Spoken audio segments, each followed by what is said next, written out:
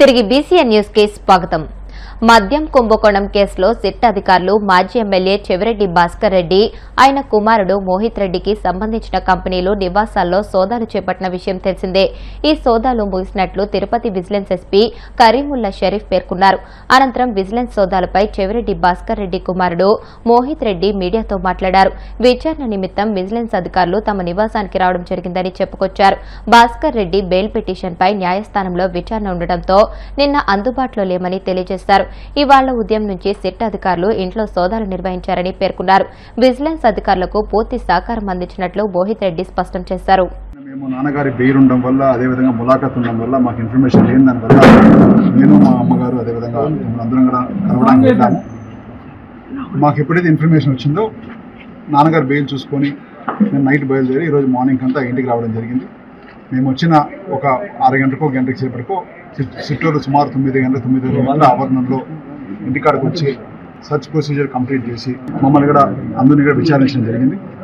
విచారానికి మేము కూడా law abiding సిటిజన్గా అంతా కోఆపరేట్ చేశాము. తప్పకుండా రేపు కూడా ఎటువంటి విచారణకైనా మేము కూడా వచ్చి కోఆపరేట్ చేస్తామని అందుకు తెలియజేస్తున్నాను.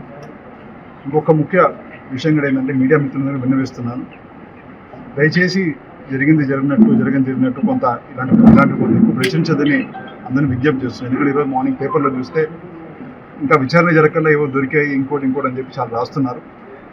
సుమారు నాన్నగారు 15-20 ఏళ్ళు కష్టపడి ఇంత పేరు తెచ్చుకున్నారు. ఈరోజు ఒక మాటతో మనం ఏదైనా చేయొచ్చు, కానీ నిజాయితీగా ఉన్నది మేము కాబట్టి మాకు ఆ బాధ తెలుస్తుంది. దయచేసి ప్రతి ఒక్కరు కూడా ఈ విన్నపాన్ని గుర్తుపెట్టుకోవాల్సిందిగా అందరినీ కోరుకుంటున్నాను. ఈ కేసు గురించి ఎక్కువ మాట్లాడకపోవచ్చు, ఎందుకంటే సబ్జెక్ట్స్ కాబట్టి దయచేసి తప్పుగా అనుకోవద్దని కోరుకుంటూ ధన్యవాదాలు తెలియజేస్తున్నాను. సరే, దీని గురించి ఎక్కువ చెప్పకూడదని నాకు ఉంది కాబట్టి దీని గురించి ఎక్కువ నేను మాట్లాడకపోవచ్చు. గుంటూరు జిల్లా తురకపాలెంలో కలెక్టర్ నాగలక్ష్మి పర్యటించారు. గ్రామంలో కొనసాగుతున్న వైద్య శిబిరాలను పరిశీలించారు. గ్రామంలో వైద్య సేవలు, పారిశుద్ధ్య పనులపై సమీక్ష నిర్వహించారు. తురకపాలెంలో గత 3 నెలల్లో 29 మంది మృత్యువాత పడ్డారు. ఈ నేపథ్యంలో అప్రమత్తమైన జిల్లా అధికారులు ప్రత్యేక వైద్య శిబిరాన్ని నిర్వహిస్తున్నారు. ఈ సందర్భంగా కలెక్టర్ మాట్లాడుతూ గ్రామంలో ఇంటింటి సర్వే నిర్వహిస్తున్నామని, బ్లడ్ శాంపిల్స్, నీటి నమూనాలను సేకరించామని అన్నారు. నివేదికలు వచ్చిన తర్వాత పూర్తి స్థాయిలో చర్యలు చేపడతామని, గ్రామస్తులు ఆందోళన చెందవద్దని అన్నారు. ఎలాంటి అపోహలకు, అనుమానాలకు తావివ్వాల్సిన అవసరం లేదని కలెక్టర్ వివరించారు. ఎన్టీఆర్ జిల్లా జగ్గైపేటలో ఆర్టీసీ బస్సు ఢీకొని ఓ వృద్ధుడు మరణించాడు. బస్టాండ్ లోపలికి వెళ్లే మార్గం ముందుగా వెళ్తున్న వృద్ధుడిని బస్సు ఢీకొంది. ఆ తర్వాత ఆయనపై నుంచి బస్సు వెళ్లడంతో వృద్ధుడు అక్కడికక్కడే చనిపోయాడు. డ్రైవర్ నిర్లక్ష్యంగానే ఈ ఘటన జరిగిందని పోలీసులు తెలియజేశారు. మృతుడు వత్సవాయి మండలం భీమవరానికి చెందిన వ్యక్తిగా నిర్ధారించారు.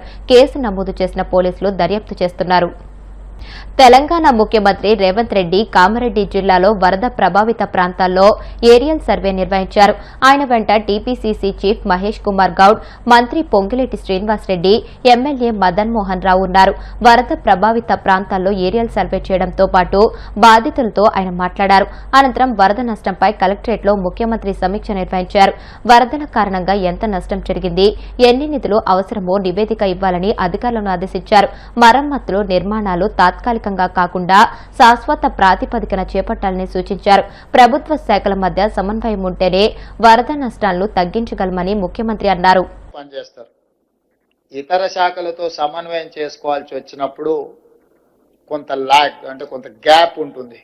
అంటే ఈ రోజు అవసరం ఉంటే 3 రోజుల తర్వాత మనం చేయడం వల్ల ఆ పర్పసే డిఫీట్ అవుతుంది. శాఖల మధ్యలో సమన్వయం, ఎందుకంటే వ్యవసాయము, సాగునీరు అనేది 2 ఇంటర్ రిలేటెడ్. మీకు చెరువులు, కుంటలు, లేకపోతే ప్రాజెక్టులు తెగితే ప్రాజెక్టు తెగే వరకు, ప్రాజెక్టును నిలబెట్టే వరకే మీరు చూస్తున్నారు. మీరు తెగిన తర్వాత నీళ్ళని వ్యవసాయ పంట పొలాల మీద పోయినప్పుడు వ్యవసాయం నష్టం జరుగుతుంది. ఆ తర్వాత విద్యుత్ శాఖ, ఫాలోడ్ బై అగ్రికల్చర్తో పాటు followed by affected department is electricity department. Sub స్టేషన్లు కానీ, ట్రాన్స్ఫార్మర్లు కానీ, కరెంట్ పోల్స్ కానీ, ఇవి. దీని ఫాలోడ్ బై ఆర్ఎండ్బి అండ్ పంచాయతీరాజ్, రోడ్లు తెగిపోవడం. వాటికి తెలియదు ఆర్ఎండ్బి రోడ్ ఏది, పంచాయతీరాజ్ రోడ్ ఏది, ఇట్లా వాటర్కి అదేం తెలియదు. రోడ్డు అంటే రోడ్డు అడ్డం వచ్చింది, తెగుతున్నది. మనకు తెలిసి ఈ డిపార్ట్మెంట్ వేరు, ఆ డిపార్ట్మెంట్ వేరు అని.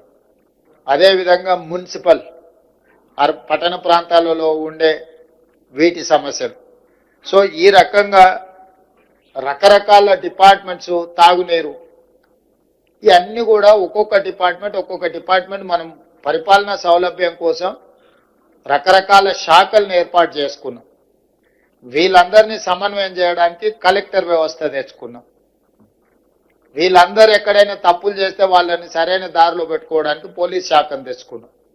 కానీ మీరు ఎవరికి వాళ్ళు మా పాటికి మేము ఉంటామనంటే క్రైసిస్కి తెలీదు ఏ శాఖ ఆ శాఖ సపరేట్గా ఉంటుందో వాళ్ళు సపరేట్గా ఉండొచ్చు అనేది. వీళ్ళందరూ కలిస్తేనే క్రైసిస్ మేనేజ్మెంట్. ఈ క్రైసిస్ మేనేజ్మెంట్లో ఒక డిపార్ట్మెంట్ ఇంకొక డిపార్ట్మెంట్ సహకరించుకోవడం సరిగ్గా అంటే ఆశించిన స్థాయిలో లేదు అనేది నా అబ్జర్వేషన్. కాబట్టి మీరు కలెక్టర్ గారికి నేను ఆదేశాలు ఇస్తున్నా, ఈ సమన్వయ మీటింగులు ముఖ్యంగా పెట్టండి. ఏ డిపార్ట్మెంట్స్ ఏం అవగాహనతో వచ్చినాయి, ఆ అవగాహన ప్రకారం ఆ సమస్యలను ఎట్లా పరిష్కరించాలనో కలెక్టర్లు ఖచ్చితంగా సమన్వయ సమావేశాలు పెట్టాలి. Internal coordination is very important than anything. మీరు సమస్యను అడ్రస్ చేయడం కంటే కూడా సమన్వయం చేసుకోవడం. కొన్నిసార్లు రెండు శాఖల మధ్యలో సమన్వయం జరిగితే ఆ సమస్య తొందరగా పరిష్కారం అవుతుంది. లేకపోతే పంచాయతీరాజ్ ఆయన వచ్చి రోడ్ వేసిపోతాడు, మన వాటర్ వర్క్స్ ఆయన వచ్చి కృపాకర్ వచ్చేసి తవ్వేసి పైప్ లైన్ వేసిపోతాడు. వీళ్ళిద్దరు మాట్లాడుకుంటే ఫస్ట్ పైప్ లైన్ వేసినాక తర్వాత రోడ్ వేస్తే ఏ సమస్య ఉండదు. ఇట్లాంటి సమస్యల్ని ఎక్కడైతే ఉందో ఎరువులకు సంబంధించి కూడా ఏం పంచుతారు, ఎట్లా పంచుతారు, అక్కడ ఏముంది, అక్కడ ఏదైనా ప్రాబ్లం ఉందా, కొంత పోలీస్ డిపార్ట్మెంట్తో కోఆర్డినేట్ చేసుకోవడం, లేకపోతే డీసెంట్రలైజ్ చేయడం.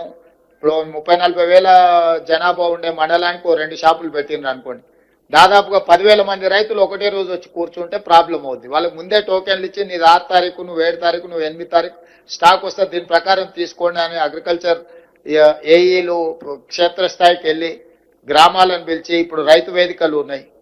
మీరు అన్నట్టు 2,000-3,000 రైతులకు సపరేట్గా రైతు వేదికల దగ్గర పెట్టి లోకల్గా పోలీసులను కూడా అడుగు, 2 కానిస్టేబుల్స్ని అక్కడ నించోబెట్టి ఆ టోకెన్లు ఇచ్చి ఆ రైతు వేదికల నుంచి మీరు యూరియా కానీ ఇతర ఎరువులు కానీ ఏమైనా ఇచ్చిందంటే సమస్య రాదు.